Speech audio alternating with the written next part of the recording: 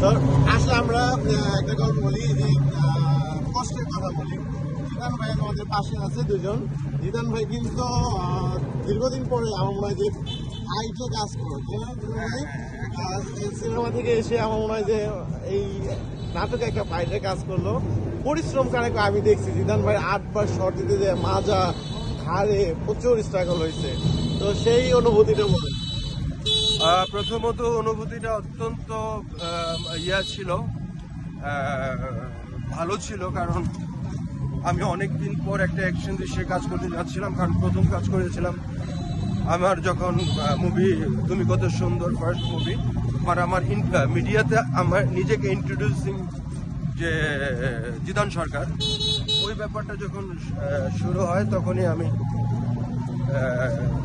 ওই ছবির ফাইটিং দৃশ্যে আমি প্রথম কাজ করি। তার অনেক বছর পর সুজন ভাইয়ের এই যে লাঠিয়াল যে নাটক, সেই নাটকটাতে কাজ করলাম।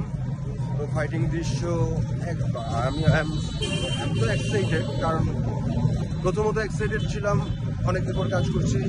দ্বিতীয়ত ছিলাম যে মাদারীপুরের একটা টিম আছে, টাইগার রেস বা টাইগার মিডিয়া, এরকম কি যেন আছে, অনেক বাংলাদেশে অনেক পরিচিত এবং অনেক প্রোডাকশন ওখানে ওদের সাথে কাজ করিয়ে আসে। তো তাদের সাথে কাজ করতে পেরে আমার খুব ভালো লেগেছে। ধন্যবাদ সুজন ভাইকে। আমার মনে হয় সুজন ভাই সেই পথে হাঁটছে, আস্তে ধীরে সামনে বড় কিছু হতে পারে। আপনারা সবাই দোয়া করেন, হয়ে যাবে ইনশাল্লাহ।